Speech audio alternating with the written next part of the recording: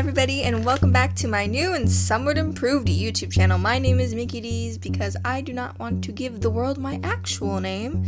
And let's get on with today's video. So for my first video, I thought let's do a sketchbook cover because even though, as you'll see later in the video, this is my 7th sketchbook, I actually haven't been doing a sketchbook cover or drawing on the first page a lot. I've really only done this a couple of times because I noticed on the internet and YouTube that you can make your sketchbook look somewhat nice even though the inside's gonna look like trash. Like, how are you able to make, like, artists who are able to make the most beautiful sketchbooks inside and take so much time and effort into it? I give you props because I can't do that. I've tried, I've wanted to, but I am such a messy and have such a hard hand when drawing, I cannot do that. So anyways, on to the sketchbook cover. As you can see, the equipment I'm using, or the pen I'm using to line art, is a Micron pen. It's the size PN, or pen as you would say, and I really like it. My art style, I kind of want like a nice medium-sized line art brush, if you kind of get what I'm saying. Not too thick, but not too small. So this is a perfect size for anybody who wants to use it.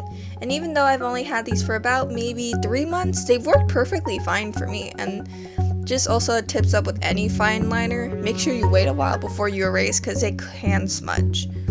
So as you can see, this is my 7th sketchbook, and my inspiration for the cover was something to do with the number 7. When you think of the number 7, you usually think, lucky.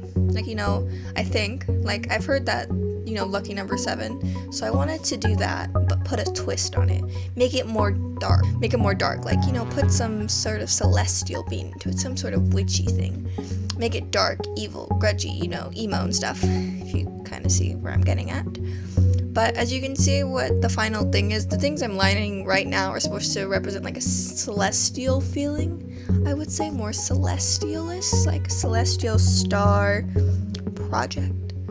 And I kind of like the final idea that I came up with. It actually turned out, in my opinion, really, really well, because even though it's not a full body, which I really need to work on, you can kind of tell, like, she's that girl you don't want to mess with. She's like, don't mess with me because I will destroy you and blow up all your planets with my light thingamajiggers. Yeah, those little hoops that are around her were inspired by a Pinterest post I saw that kind of represents somewhat of like a ethereal, spacey theme. If you kind of get what I'm saying, I feel like people would see these before, like where it's a headshot of a person, they have like halos around them. I kind of got that sense of idea. So now on to the coloring. I use my Copic markers and other assortments of markers I have. The markers I actually own are mostly Copics and some miscellaneous. I think one I actually found at Barnes & Noble. And I do have some old Ohuhus that still work. But regardless, the coloring went fairly well. Notice with this sketchbook, I'm using the Artist Loft sketchbook in the color gray. It's from Michaels, and it's a really nice sketchbook because it's a book style. I've never tried a book style sketchbook, but so far from drawing in it, I really like it. But just a reminder, if you're going to use alcohol markers or watercolor or anything that could bleed through the paper, put a sheet underneath it. Put a separate piece of paper underneath, because I noticed while filming this that it accidentally leaked through. It didn't leak through too much, but it leaked through enough to where I can notice we see it when I'm sketching on the next page, which really bugged me. So that's just a tip for you if you're gonna use it. And the coloring was nice. The hair, I think, is the thing I'm proud of the most. Even though I really need to get better at my shading, I like the color of it.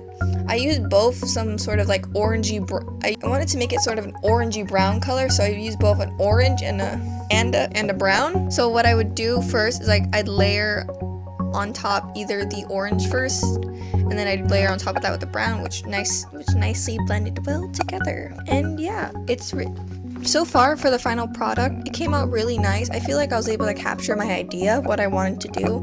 Like, I don't think you can tell, but her outfit's more based on like a witchy theme, like what you'd see like witches wear when people would draw them. And then I wanted her hair to show, look, she's light, but then she's emo and dark, and as you can kind of catch my drift. And regardless, it came out pretty well. If I'd want to rate the sketchbook, it's pretty good so far. I've been sketching in it for a while now, and it's really good to use, and I would recommend it to people. Just as what I said before, be careful when you are coloring in it, because it can't hold well. But later when I use my Tombow brush markers to do the lettering on top, those didn't ink through, which is really good because I feel like even if you're not into calligraphy and you don't write, Tombows are really great just to have like a little pop behind your character, or if you want to, color in quick but you don't want to get your alcohol markers out. They're really nice to use. Oh, and as you saw a second ago, I realized it accidentally inked through, and I was just like, dang it, now I'm mad. So I put this little thing that came with my tripod underneath it to see if it'd hold, and it did, but nothing inked through afterwards, so that was good in the end. So I just want to say, I guess, thank you for coming to watch this video. I don't know what else to say, so I think I'm just going to leave it off here and leave the rest to music.